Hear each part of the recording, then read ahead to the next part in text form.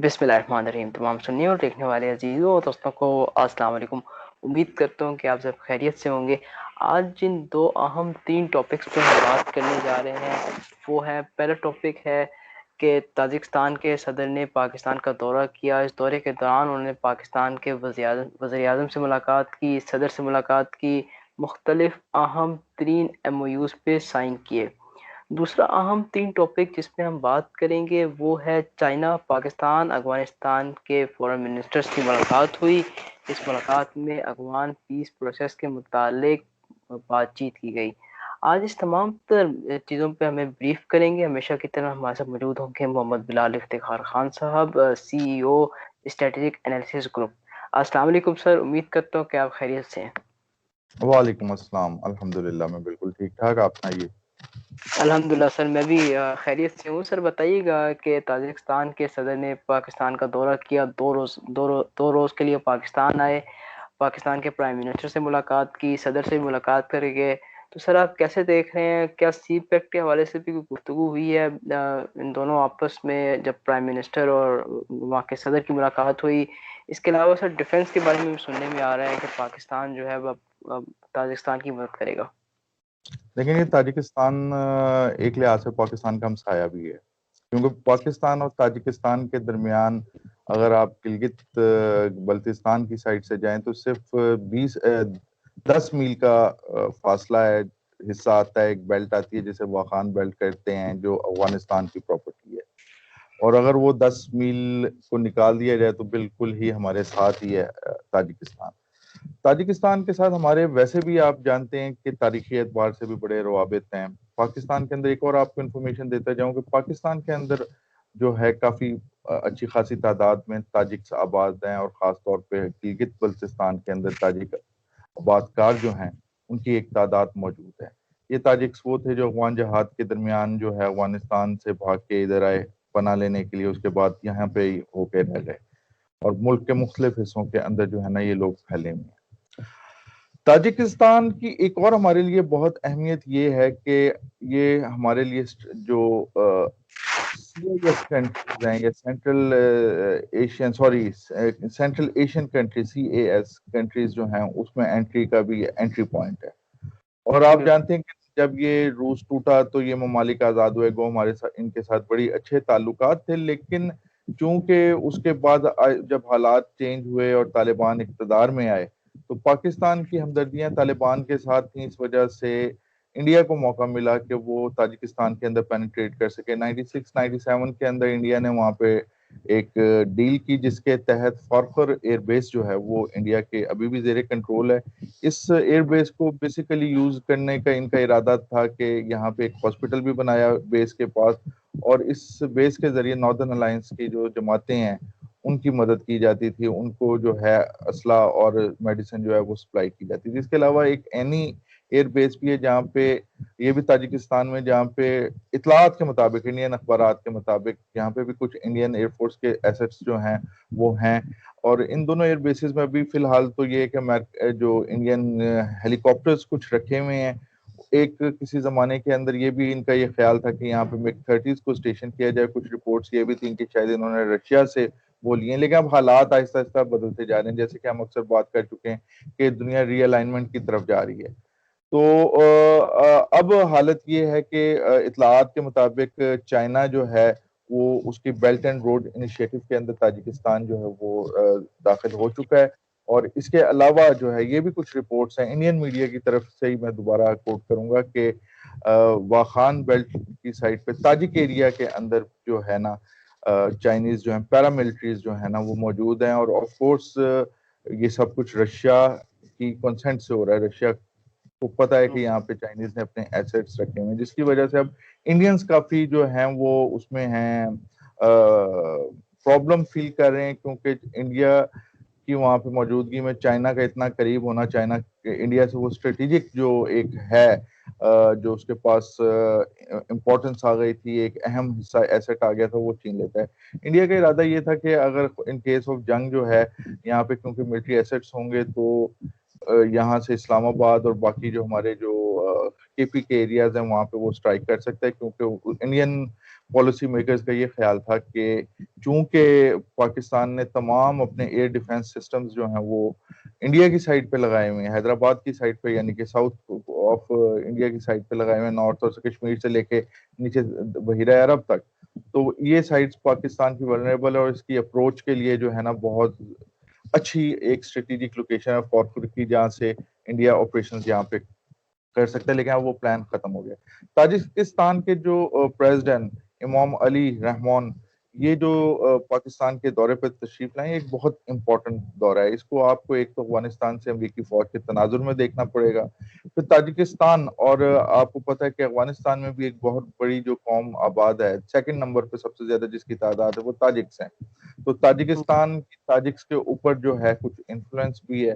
اچھا, اب اس میں پھر وہی میں بیلٹ اینڈ روڈ انیشیٹو کی طرف آؤں گا, اور اس کے بعد گریٹر یورو ایشین جو پروجیکٹ ہے رشیا کا, کہ کس طریقے سے اب الائنمنٹ ہو رہی ہے کہ یہاں پہ یہ آئے ہیں اور یہاں پہ جو وہ ہم سے سائن کر کے گئے ہیں, اس کے اندر کلچر کے ایکسچینج کی بھی بات ہوئی ہے, اس کے اندر سی پیک کے اندر شامل ہونے کی بھی بات ہوئی ہے, اور اس کے اندر جو ہے ڈیفنس ڈیل کی بھی بات ہوئی ہے. ڈیفنس ڈیل کی یہ بات ایک بیسیکلی انڈیکیشن ہے انڈیا کے لیے کہ اب جو ہے تاجکستان جو ہے وہ پاکستان کے قریب آ رہا ہے. اگر اس نے کبھی سوچا تھا انڈیا نے کہ وہ تاجک سرزمین کو پاکستان کے خلاف استعمال کر سکتا ہے, تو اب اس کے معاملات جو ہیں ختم ہو رہے ہیں, اس کی اجازت تاجکستان نہیں سر دے. میں آپ کو بیچ میں روک رہا ہوں. سر جو انڈیا کی ایئر بیس ہے وہاں پر تاجکستان میں, تو سر یہ کیا آنے والے وقتوں کے اندر یہ بھی ختم ہو جائے گی جب افغانستان سے امریکہ کی فوج نکلے گی؟ کیونکہ اب ہم دیکھ رہے ہیں کہ وہاں پر شاید اب افغان طالبان کی بھی حکومت آئے گی, انہیں بھی 50% حکومت میں حصہ ملے گا. تو کیا سر وہ جب حکومت میں آ جائیں گے تو کیا تاجکستان سے یہ ایئر بیس ختم ہو جائے گی؟ پھر وہاں پر کیا صرف رشین اور باقی جو دیگر فوجیں ہیں وہ رہیں گی صرف؟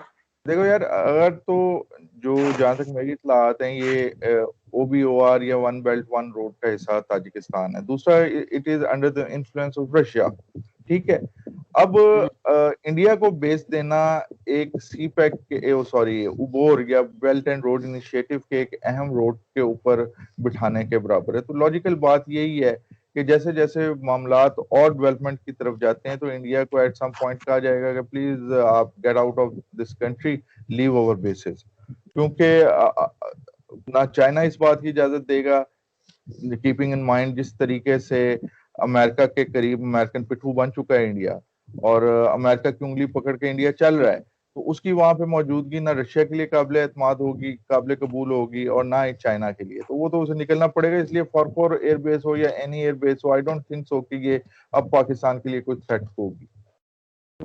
جی سر, یہ بھی بتائیے گا کہ ڈیفنس کے حوالے سے تو پاکستان کیا, کیونکہ ہم نے جب دیکھا کہ ترکستان کے جب صدر پاکستان کی ایئر اسپیس میں آئے تو ہمارے جو تاجکستان معذرت چاہوں گا, تاجکستان کے جب صدر جو ہے وہ پاکستان کی ایئر اسپیس میں آئے تو JF-17 تھنڈرز نے ویلکم کیا. تو کیا وہ JF-17 تھنڈرز بلاک 3 سیریز خریدنے کی طرف نہیں, دھیان ایسی کوئی رکھتے؟ بات نہیں ہے, میرا نہیں خیال ایسی کوئی بات ہے. شاید ہو رہی ہو تو اس کا مجھے علم نہیں ہے. یہ تو ایک پروٹوکال ہوتا ہے, ایک رسپیکٹ اور محبت ہوتی ہے, جن کو آپ نے خاص طریقے سے, جن کو آپ ویلیو دے رہے ہوتے ہیں ان کو آپ اس طریقے سے ریسیو کرواتے ہو. یہ ایک پروٹوکال کا حصہ تھا.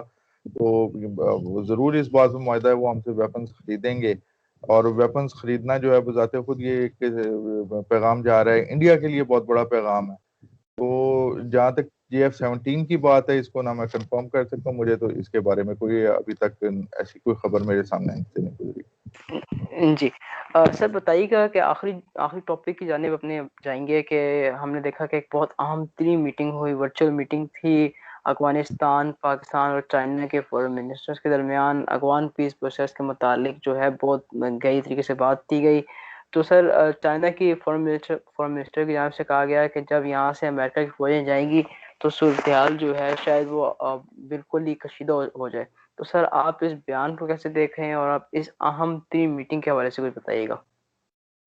دیکھیے جی, وہ کشیدگی تو آپ کو پتہ ہے, جیسے ہی امریکنز نے وڈرال شروع کی ہے تو کشیدگی میں اضافہ ہونا شروع ہو گیا, طالبان کے اٹیکس کے اندر اضافہ ہونا شروع ہو گیا, اور اس کا سارا جو بڑی وجہ جاتی ہے وہ جاتی ہے اشرف غنی کی گورنمنٹ کو, جو ڈیلے ٹیکٹکس استعمال کرتے ہوئے ایک یوز لیس ٹاپکس کے اوپر جو ہے وہ ٹائم خراب کرتی رہی. کل کی جو ورچوئل پرسوں کی جو ورچوئل میٹنگ ہوئی ہے, یہ چوتھی ورچوئل میٹنگ تھی, اور یہ انیشیٹو جو ہے وہ چائنیز گورنمنٹ کا ہے, اور اس میں 8 چیزوں کے اوپر جو ہے اتفاق کیا تینوں پارٹیز نے.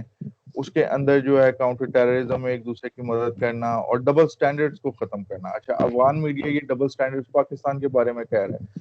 وہ ڈبل سٹینڈرڈ یہ ہیں کہ آپ نے داعش کو پناہ دے رکھی ہے, آپ نے ٹی ٹی پی آپ کے ملک سے آپریٹ کر رہی ہے, بی ایل اے آپ کے منہ سے ملک سے آپریٹ کر رہی ہے. ایون چائنا نے جو ای ٹی آئی ایم کا جو کہا ہے, تو وہ بھی افغانستان سے آپریٹ کر رہی ہے, پاکستان سے نہیں آپریٹ کر رہی ہے. تو افغان جی میڈیا اور افغان سیاستدان یہ کہہ رہے ہیں کہ یہ بیسیکلی پاکستان کے اوپر. اگر تو آپ یہ کہہ رہے ہیں کہ پاکستان کی کوئی کبھی یا آپ کے نزدیک طالبان کی کوئی سپورٹ رہی ہے, تو پہلی بات تو یہ ہے کہ طالبان تو امریکہ کے ساتھ کر رہے ہیں, ان کو ریسیو کیا جا رہا ہے, ماسکو میں ریسیو کیا جا رہا ہے. تو وہ ایک اب انٹرنیشنلی طور پہ ایک ریکگنائز پاور, اگر ٹیررسٹ ہوتے تو ان کو اس طریقے سے قطر, دوحہ اور باقی ممالک کے اندر ریسیو نہ کیا جا رہا ہوتا. تو اس کا ایک اور مطلب یہ بھی افغان گورنمنٹ کو سوچنا چاہیے کہ لوگ سمجھتے ہیں, جو آس پاس کے ممالک انٹرنیشنل کمیونٹی یہ سمجھتی ہے کہ اب وہ وقت آ گیا ہے کہ جو اشرف غنی حکومت جو ہے وہ اپنی ہٹ دھرمی چھوڑے, وہ طالبان کے ساتھ کنسٹرکٹیو قسم کی بات چیت شروع کرے. کیونکہ ایک ایسا جو دونوں سائڈز کے اندر غلط فہمیاں کہہ لیں یا ایک دوسرے پہ بے اعتباریاں ہیں کہ وہ ایک دوسرے کے ساتھ بیٹھنے کے لیے تیار نہیں ہے, اور طالبان سمجھتے ہیں کہ ہم اگر زیادہ علاقہ فتح کریں گے تو تب ہم بات کر سکیں گے, پھر پیس ہو سکے گا. اور اشرف غنی یہ سمجھتا ہے کہ کیونکہ اس کو باہر کی طاقتیں سپورٹ کر رہی ہیں ان لوگوں کو, اس لیے کبھی پیس نہیں ہو سکے گا. تو ایک وائلنس کا ایک نیور اینڈنگ قسم کا جو ہے نا ایک سرکل شروع ہوا. تو اس کا طریقہ یہی ہے کہ یہ ساتھ بیٹھیں. پھر جو ہے اب کیونکہ اس میں انڈرسٹینڈنگ ہو گئی ہے, تو اب ٹی ٹی پی کے خلاف بھی افغان گورنمنٹ کے اوپر جو ہے وہ فرض بن جاتا ہے کہ وہ ایکشن لے. داعش کے اوپر بی ایل اے اور اس ٹائپ کی دوسری جو پاکستان مخالف یا چائنا مخالف ہیں, اور یہ افغان گورنمنٹ کی اپنی انٹرنیشنل اسٹینڈنگ اور ان کی سنسیئرٹی کا پتہ چلے گا کہ وہ اس انڈرسٹینڈنگ کے بعد کتنا انٹرنیشنل کنونشنز کو, انٹرنیشنل انڈرسٹینڈنگز کو رسپیکٹ دیتے ہیں. اس کے علاوہ اس میں بات ہوئی اچھے تعلقات کی, بیلٹ اینڈ روڈ انیشیٹو کی بات کی. اب تاجکستان کے پریزیڈنٹ امام علی رحمان جو ہے, ان کی آمد کو ادھر بھی بیلٹ اینڈ روڈ کی بات ہوئی تھی, تو تاجکستان پاکستان کے ساتھ کیسے رابطہ کرے گا, وہ وایا افغانستان ہی ہے. اور افغان گورنمنٹ کو بھی یہ سوچنا چاہیے ہے کہ آپ جو ہے نیگیٹو پروپیگنڈا اور نیگیٹیوٹی کے اندر لتھڑے پڑے ہوئے ہو, اور یہاں تک کہ اب وہ اخلاقیات سے بھی آپ اترنا شروع ہو گئے ہو. اگر آپ اس منصوبے کے اندر شامل ہوتے ہو تو آپ بھی کماتے ہو, آپ کا ملک بھی خوشحال ہوتا ہے اگر آپ چاہو. اچھا, ایک اور بہت اہم بات اس کے اندر ہوئی, وہ یہ ہوئی کہ یہ پاکستان, چائنا اور جو دوسرے ممالک ہیں, یہ چاہتے ہیں افغانستان کو نیوٹرل دیکھنا. اچھا, نیوٹرل کے ورڈ کا کیا مطلب ہے؟ نیوٹرل کا یہ جو میرے سامنے ہینڈ آؤٹ جو ہے وہ کھلا ہوا ہے, جو چائنیز میں نے کل سی ڈی ٹی این سے کاپی کیا تھا.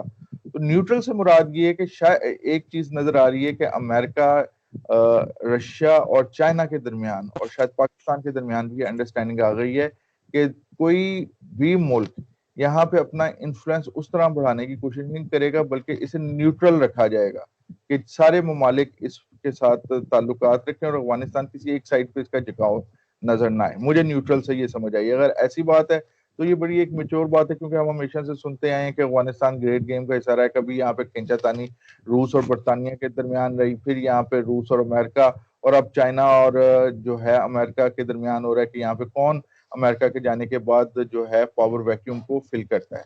تو نیوٹرلٹی ایک اچھی چیز ہوگی, ایک ایسی چیز ہوگی کہ تمام ممالک کی طرف سے افغانستان کے ساتھ جو ہے اچھے تعلقات اور مدد جو ہے بڑی طاقتوں کے لیے مدد کرنے میں آسانی ہوگی افغانستان کی, کیونکہ وہاں سے کوئی ان کے لیے ٹیکنیکلی کوئی اور تھریٹ نظر نہیں آ رہا ہوگا. لیکن اس میں بھی غنی گورنمنٹ کے اوپر بہت بڑی ذمہ داری آ جاتی ہے کہ نیوٹرلٹی یہ نہیں ہوتی کہ آپ ہندوستان کے کہنے کے اوپر الزامات لگاؤ اور آپ کے ملک میں ہندوستانی جو سفارتی جو ایسٹس ہیں جن کے اندر کانسلیٹس آ جاتے ہیں وہ پاکستان کے خلاف کریں, اور آپ کی اپنی حکومت کے لوگ جو ہیں وہ کھڑے مارے ہیں, وہ ایسی جو ہیں دھمکیاں دیں, ایسی بڑی بڑی لمبی باتیں کریں جس سے یہ تاثر مل رہا ہو کہ پاکستان کے اندر دہشت گردی کے اندر افغان گورنمنٹ جو ہے بہت منہ تک جو ہے وہ انوالو ہے.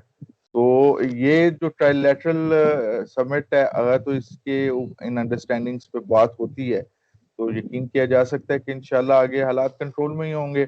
اور افغانستان میں امن بھی آئے گا اور ایک اچھے تعلقات، ایک ٹریڈ اور اس کا جو ہے کامرس کا دور بھی ہوگا ان تین ممالک میں، جس کو ہیڈ چائنا کر رہا ہے۔ اور تاجکستان ابھی ہو کے گئے، اس سے پہلے آپ کو پتا ہے کہ ازبکستان بھی ہم نے میڈیسن، ہومیوپیتھک کی میڈیسن پاکستان سے گئی تھی 48 آورس کے اندر انڈسٹرب، جو کہ پہلی دفعہ تاریخ میں ہوا تھا۔ تو معاملات تو پھر سب کے لیے ون ون ہوں گے اگر آپ چائنیز منصوبے پہ چلو گے اور چائنیز کی بات سنو گے۔ لیکن اگر آپ انڈیا کی بات سنو گے تو انڈیا نے تو کٹ کھائی ہے لداخ میں، اور یہاں پہ بھی اس نے جو ہے مار ہی کھائے گا۔ تو اس لیے افغان جی گورنمنٹ کو بھی چاہیے کہ آپ بھی اپنی اداؤں پہ غور کیجیے، ہم کچھ کہیں گے تو شکایت ہوگی۔ جی سر یہ بتائیے گا کہ بہت سی جگہوں پر یہ میں نے پڑھا کہ جی پاکستان کے پاس مین پاور ہے لیکن چائنا کے پاس ٹیکنالوجی ہے، تو سر یہ بتائیے گا کہ آنے والے وقتوں کے اندر جیسے ہی یہاں سے امریکن فوجیں نکل رہی ہیں تو کیا آپ یہ دیکھ رہے ہیں کہ چائنا جو ہے وہ ٹیکنالوجی بھی دے گا چائنا کو، اس کے علاوہ پاکستان بھی جو ہے اپنی فوجیں ٹرین کرنے کے لیے شاید بھیجے افغانستان آرمی کو، نہیں کیسی نہیں، کنڈیشن فوجی بن انہوں رہی؟ نے ٹرین ہونا ہے تو وہ ادھر آئیں، موسٹ ویلکم، ہمارے بھائی ہیں، ان کے کئی کیڈٹس ابھی بھی پی ایم اے کے اندر کافی فوجی جو ہیں یہاں سے ٹرین ہو کے گئے ہوئے ہیں۔ لیکن یہ افغانستان والے جو ہیں یہ ڈے ون سے جب سے پاکستان آزاد ہوا ہے، خاص طور پہ یہ جو لوگ اپنے آپ کو نیشنلسٹ کہتے ہیں، یہ پاکستان کے ساتھ بہیو نہیں کر رہے ہیں۔ تو موسٹ ویلکم ہمارے بھائی ہیں، اور حقیقت یہ ہے کہ جب افغانستان کے اندر کوئی معاملہ ہوتا ہے تو ہم اس کو یہاں پہ فیل کرتے ہیں۔ جہاں تک مین پاور کی بات ہے تو مین پاور تو افغانستان میں بھی اچھی خاصی اچھی بات ہے، وہاں پہ اگر چائنیز انویسٹمنٹ ہوتی ہے اور وہاں پہ کام شروع ہوتا ہے تو لوگ آپس میں لڑائی جھگڑا جو ہے وہ چھوڑ کے پروجیکٹس پہ کام کریں گے۔ پاکستان کا بھی اس میں فائدہ ہوگا، چائنا کا بھی فائدہ ہوگا۔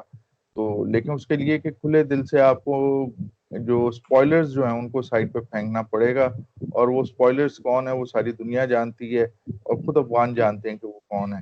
لیکن کیونکہ وہ طاقت کے اس پہ بیٹھے ہوئے اس لیے وہ اپنے آپ کو تو نہیں کہیں گے کہ ہم سپوائلرز ہیں، لیکن ان کو اپنا جو ہے نا بہتر افغانستان پاکستان خطے کے بہتر مستقبل کے لیے اب اپنی اس ضد سے، اس تعصب سے نکل کے جو ہے نا کنسٹرکٹیو سائڈ پہ آنا چاہیے۔ جی سر آپ کا بہت بہت شکریہ کہ آپ نے ہمیں خصوصی وقت دیا انٹرویو کے لیے، اپنے اور اپنے پیاروں کا خیر کیو۔